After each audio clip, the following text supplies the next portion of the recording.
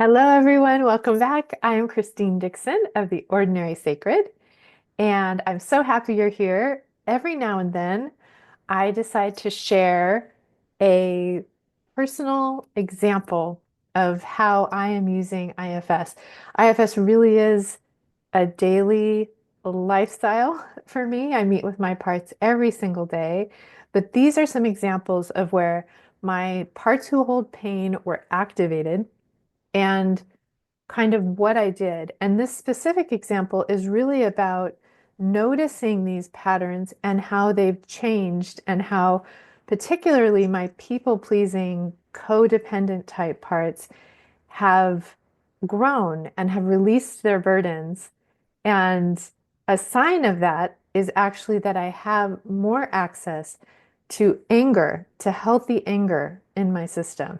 Because in my system, my people pleasing part named Cassandra, and if you want to hear the whole story of how I met Cassandra, I'll try to put it up in one of these corners so you can watch that, the very specific interaction that I had with her. And it was a long process of witnessing and unburdening her. But she effectively, one of her main jobs was to exile my part named Sebastian, who was in charge of anger in my system and having healthy anger. And what he explained to me was that his anger, he said, I'm not angry. That doesn't represent me. He said, I have self-value. I hold value for you. So when another person does something that puts you down, that belittles you, that threatens you, or your loved ones, does something unjust, crosses a boundary, I'm going to come up to say, no, this is not okay. And so that's the value that he held, that Cassandra felt like she had to suppress. Now, when I asked Cassandra, what are you afraid would happen if you didn't please people? Her answer was, I will die or they will die, because of my experience with my first husband's death by suicide. So she was very, very burdened and could not say no to anyone. Didn't matter who you were. She could not say no because she felt like she would die. It was that big of a deal. So I want to tell you about some things that happened this week, a couple different activations, things that activated my system, and how it looked a little bit different than it would have in the past. So the other day, there was a comment on one of my YouTube videos, and it's not there. I hid it, so you won't see it um, now. But it said something like, I have parts who want to say to you that you shouldn't leave the US. One reason being that you would be leaving your adult children. Now, that might sound relatively benign to you, like, oh, that's that person's opinion. Um, but that hugely activated my system. And because I've had such hugely burdened parts around shame, whose burden was, I am bad, I am shameful, I'm a bad human, I'm a bad mom, particularly huge shame around I'm a bad mom. I in perfectionism, I haven't been perfect in this way and that way, and my kids should hate me. And just so much pain in that area. I remember thinking when I got the comment, because the name of the person was kind of really cryptic. And I thought, I really hope this is not someone who knows me very well, because that would be especially cruel, right? If they knew my system and they knew the immense shame triggers that I have around essentially being called a bad mom. And that's what this person was saying was, if you leave the US, you will be a bad mom to your adult children. And so, and I do want to say that I understand that it wasn't necessarily personal against me. It was really about their own parts and maybe the parts of them that shame them or control them around you can't have a life, you need to give your life to your children forevermore, kind of thing, which is a cultural burden, potentially a legacy burden, um, maybe a personal burden that that person is dealing with. But it's also agreeing with the parts of me that hold that cultural legacy, personal burden themselves. And so it wouldn't affect me if I didn't already have critics and parts that were shaming inside. And so I thought, wow, this is a really important opportunity to go inside. But the interesting thing was that in the past, I would have filled with shame, incredibly painful shame. Honestly, I probably would have become suicidal. My suicidal part would have taken over. Seriously, from a simple comment like that. And so, because it just tapped into such a well of shame, and I am such a bad person. And so that did not happen. And this was evidence to me of what uh, the growth that has been in my system. So instead of taking the person's words and saying, oh my gosh, you're right. I'm so bad. I'm such a bad mom. I deserve to die. How dare I care about anything for myself? I need to sacrifice myself. Instead of like going into that shame spiral, I stood here in front of the computer reading the comment and I felt this wave of hot rage coming up that was saying, how dare you? How dare you try to shame me and try to judge me? I know my situation. I know that I love my children. And you're assuming that they want to see me. And that's not necessarily the case, but that ability to not take the shame from another person and really create a lot of suffering inside of me, but instead to push it back out and say, no, I do not receive that. That is not okay. It was actually such a huge development in my system. And I didn't need to explain myself. In the past, when Cassandra was getting freed of her burdens and she allowed Sebastian, the anger, to come up, he was then burdened and he would get aggressive with the other people and really defensive, right? And that kind of thing. And every now and then I will allow him to blend with me a little bit if I feel like it's important to say something to the other person. But to be quite frank with you, when I do that, Sebastian's not so much talking to the other person. He's talking to Cassandra and the other many critics in my system that have tormented the vulnerable parts that held shame and is saying no to them. We will not receive that anymore. And they're pretty, unburdened now, so they get it. And the system is more harmonious around that. That maybe Cassandra will come up for a little bit, and really Cassandra's not coming up. It's a little remnant of the shame of, oh my gosh, she's saying I'm bad, or this person, I don't know if it's a he or she, is saying I'm bad. Are they right? Am I a bad person? And then the self can comfort those parts, and Sebastian can come out and say, no, no, we do not receive this. So I wanted to give you another example because the next day there was something similar, not exactly the same though, but another activator where someone came to me and was asking about my self-paced courses and which one I recommended and things like that. And I was engaging back and forth with them via email. And, recently I decided that I was going to increase the price of the courses because people have been telling me for years that they were too priced too low. Lots of people I know who have similar offerings actually charge 10 times what I was charging for them. So again, this is another kind of development in my system of valuing myself more and saying it's okay for me to value myself.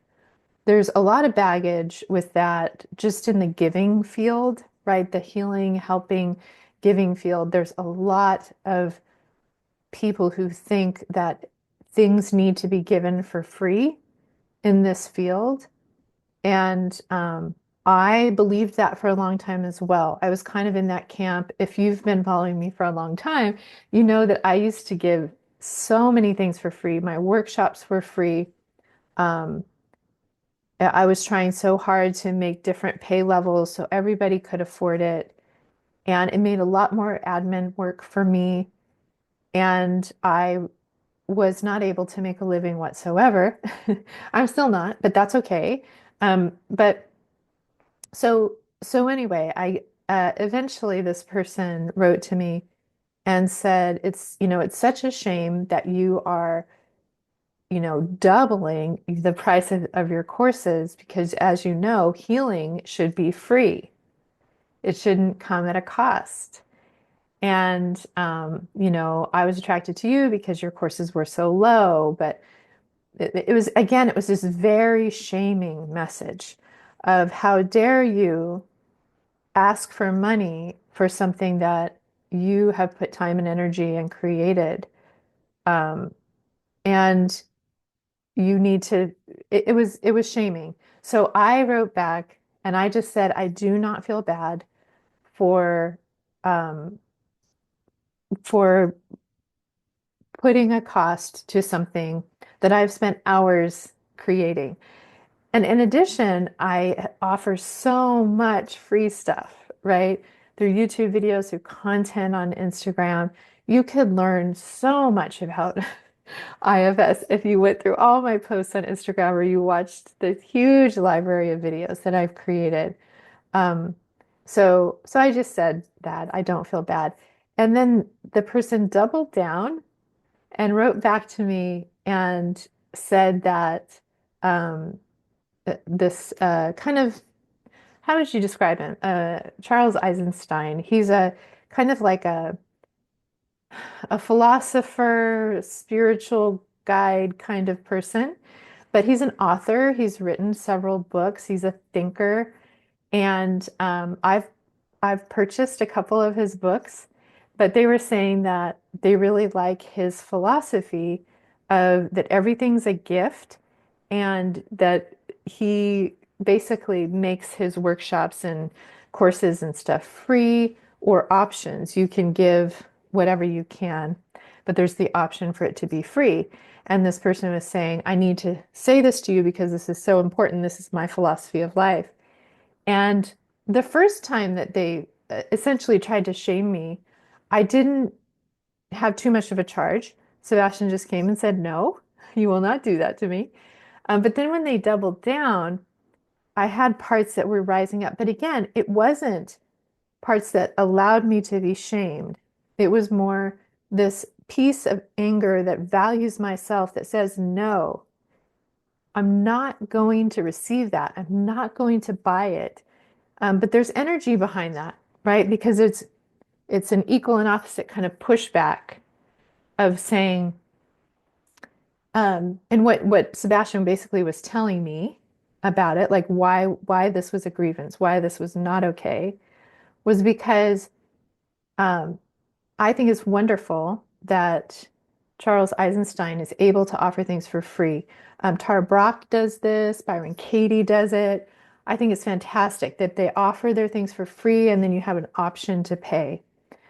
But the reason they're able to do that is because they already have a foundation of a lot of sales of books. They're all authors who have sold had best-selling books who've sold lots and lots of books and have a huge following of people. So even if half of the people that showed up paid, they're actually still getting quite a bit of money even from that event. And it's wonderful that other people can attend for free, but their level of security foundationally is not challenged by that. They I looked up how much Charles Eisenstein was worth, and it said 1 to 5 million, and that he's made most of his money from book sales. So, the same thing, I'm sure, with Byron Katie and Tara Brach. Now, do I believe in the philosophy of trusting life and living to your fullest and just giving of your gifts and just trusting that you will receive back and you will be cared for. I would love to believe in that. That sounds like a beautiful ideal. Um, but it's hard coming from someone whose basic needs are already met.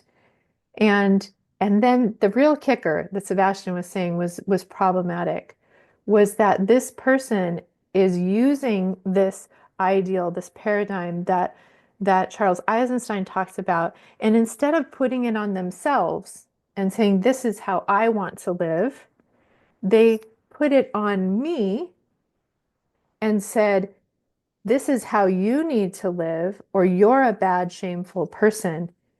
And you living this way means that you must give me things for free, right? So it's benefiting them. And what I realized was, ooh, this is such a common dynamic of what I was in repeatedly with my first husband, and others in my life and I have many videos about this as well. I can perhaps try to post them, about working with, or the dynamic between a narcissist and a codependent. And narcissism is such an activating word and a big word. So what I like to say instead is takers and givers. So often in that dynamic, a taker will use shame and punishment and fear to try to motivate the giver to give to them. And it absolutely works because they actually both agree. The taker says, you need to give more to me. And the giver, that usually has people pleasing codependent parts, says, I need to give more to you. So they agree. And this one is giving to that one, right?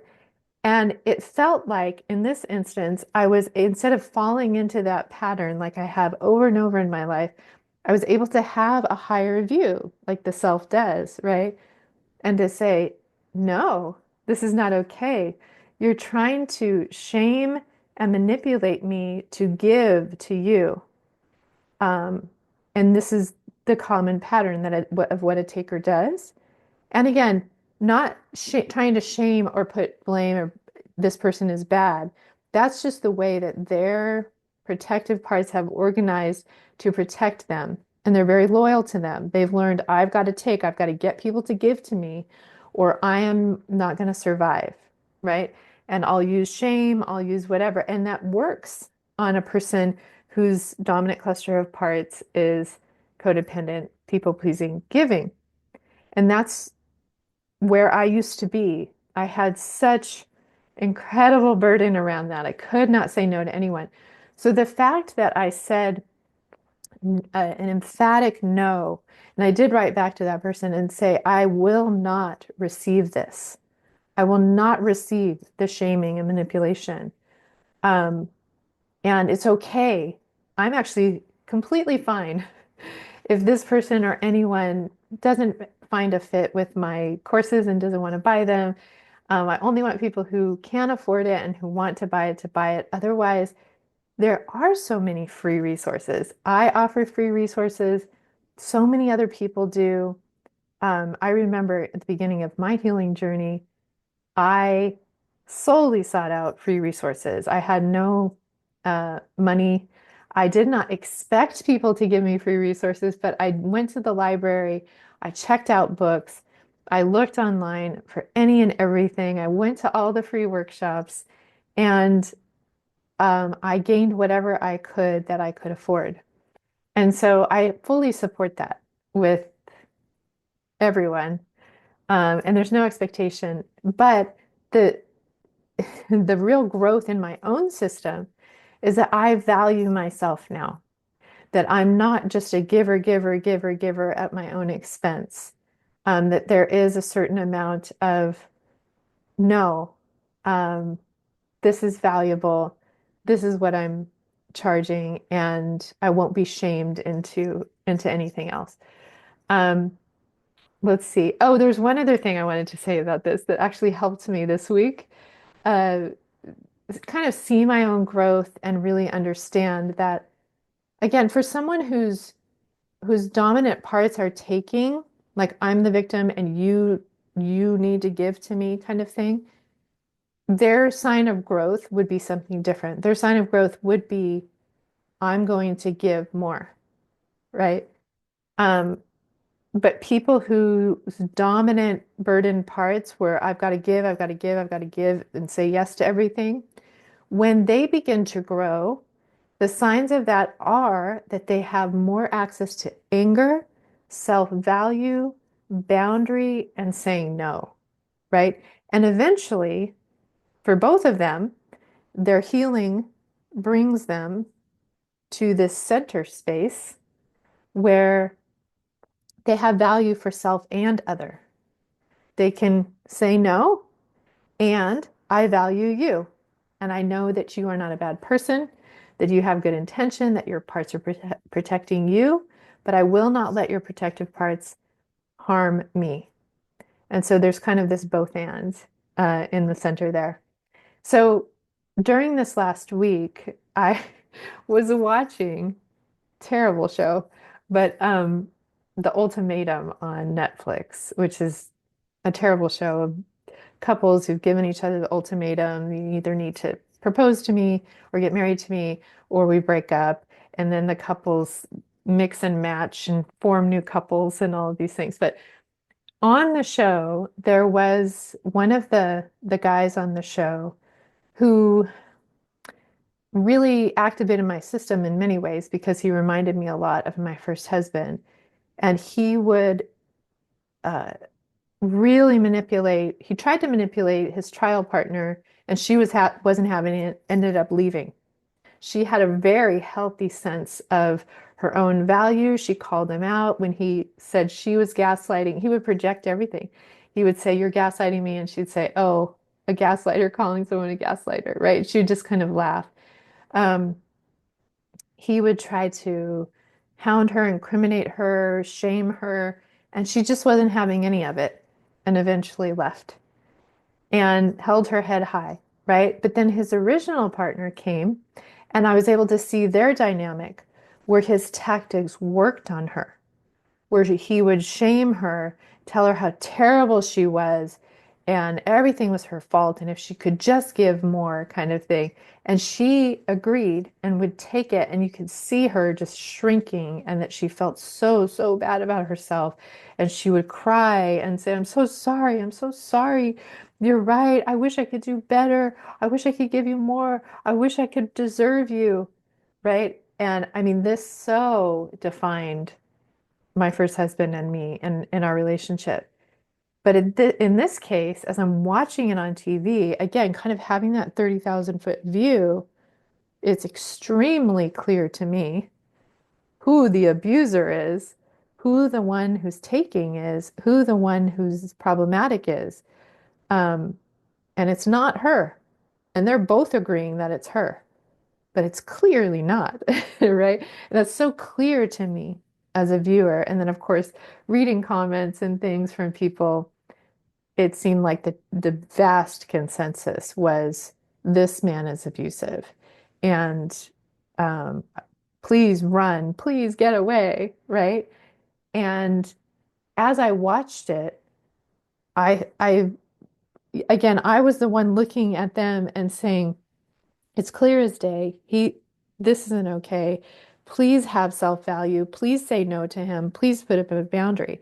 So because I was doing that, when these two comments and emails came in to me, it was as if myself could go above it and say, because the two people were, or their parts, their protective parts, were attempting to shame me and tell me I was the bad person because I had my own life and wasn't going to stick around close to all of my adult children. And what if all my adult children live in different places? What am I supposed to do there? I have a defensive part coming up.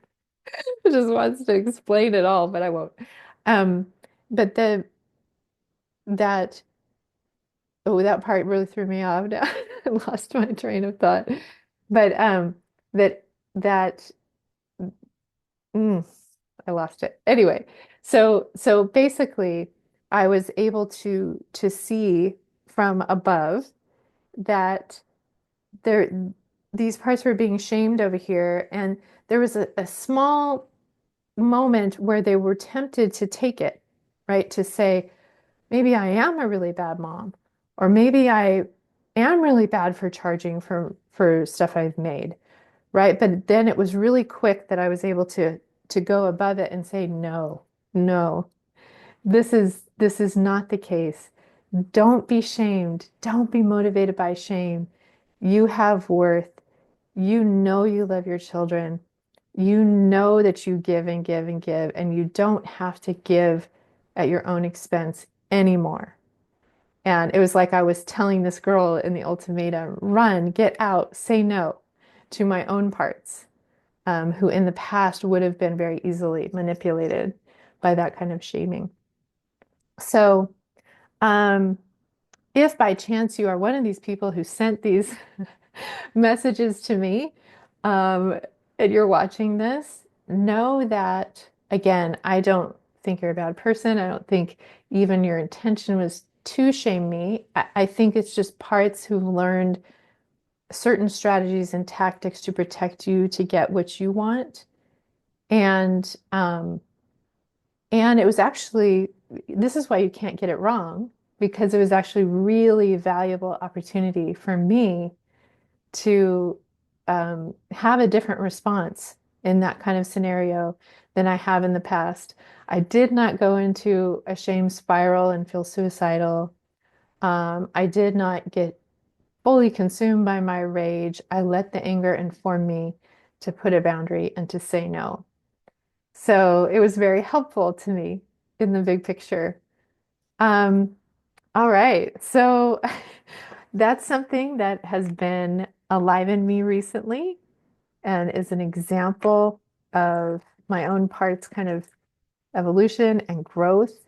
And so if you have any questions about the examples I gave you, um, or maybe want to share something about your own parts, whether they're taker parts, giver parts, people-pleasing, codependent parts, anger in your system, feel free to leave all of that in the comments below.